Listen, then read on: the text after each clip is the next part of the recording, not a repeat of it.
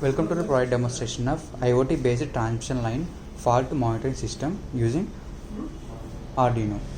In this product we are using Arduino, LCD display and LEDs, track PCB, Wi-Fi module and ESP32, and also using transmitters here we can see, and also using one ground, and also using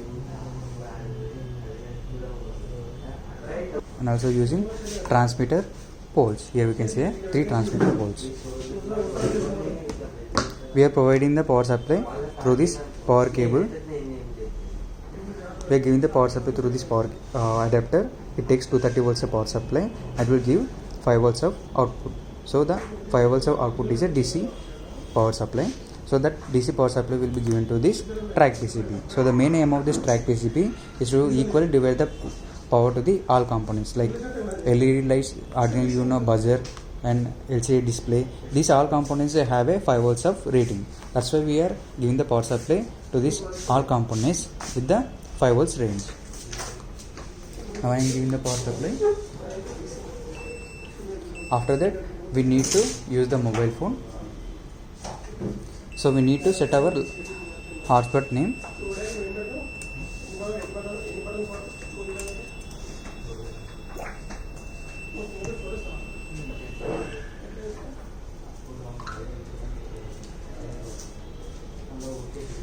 So we need to go for the hotspot settings. Here we can see the hotspot settings. So the hotspot settings should be provide 6542 without any capital letter, without any space, and also password should be 129. Then only this Wi-Fi module will be access our internet, because we are trained this Wi-Fi module as a, if the hotspot name should be provide 6542 and password should be 129, then only we have to connect that device. Like we program this Wi-Fi module and the AP band should be 2.4 gigahertz. Then only this Wi-Fi module will be connected to our mobile and network will be accessed by this Wi-Fi module. Now we need to go for the ThinkSpeak. So here we can see, if we log in the ThinkSpeak, it will show like this interface. We need to go for the transmission line fault. So here we can see each transmission line fault.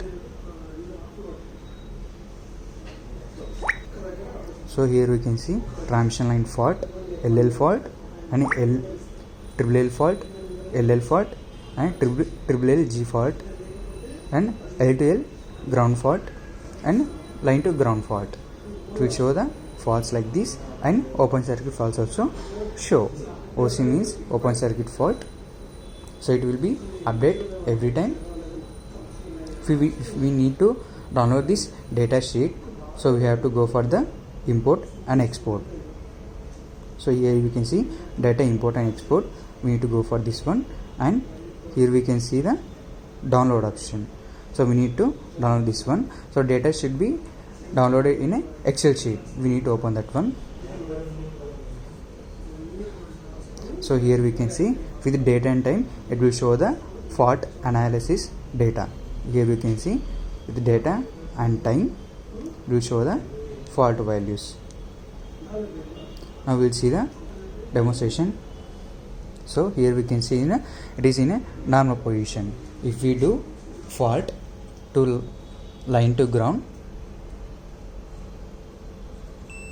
so here we can see this is the R fault is occurred, and here we can see also LG fault is occurred in RB, means R phase ground. If we remove this one,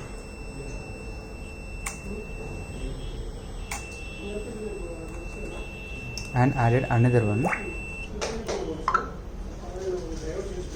so we can see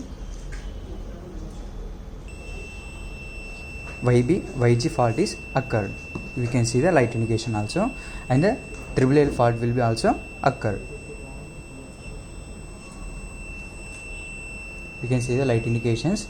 These 3 lightings are the 3 phase indicator.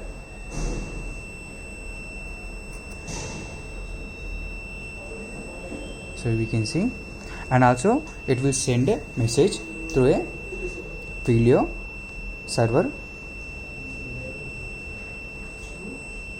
So here we can see RYBG and line to line fault.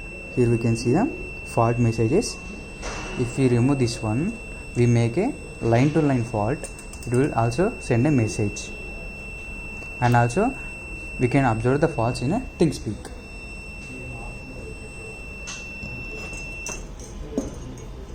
Now I am making line to line fault. So line to line fault is given and message also comes to our mobile.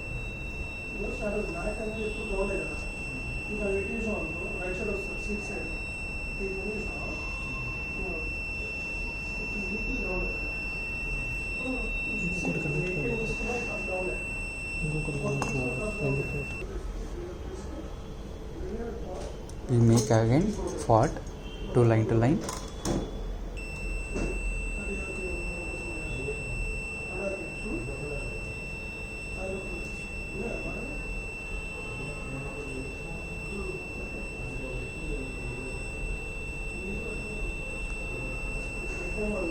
and we can see in the ThinkSpeak.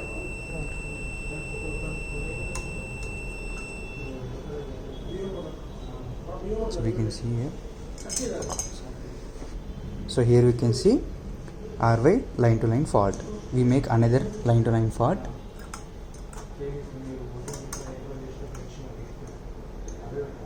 So we can see the fault here and also here.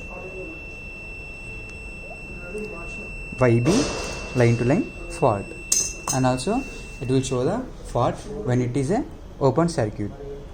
So we are making a single phase open circuit fault.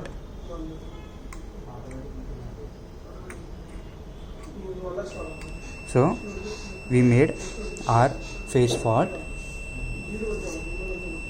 So here we can see R is OC. OC means open circuit, and also it will show in a ThinkSpeak also.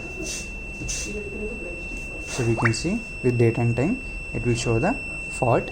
It will be show the faults in HCI display and ThinkSpeak, and also through SMS through a Twilio server. In this way, if any fault will be occur in the system, it will be give a false alerts using IoT features. Thanks for the watching.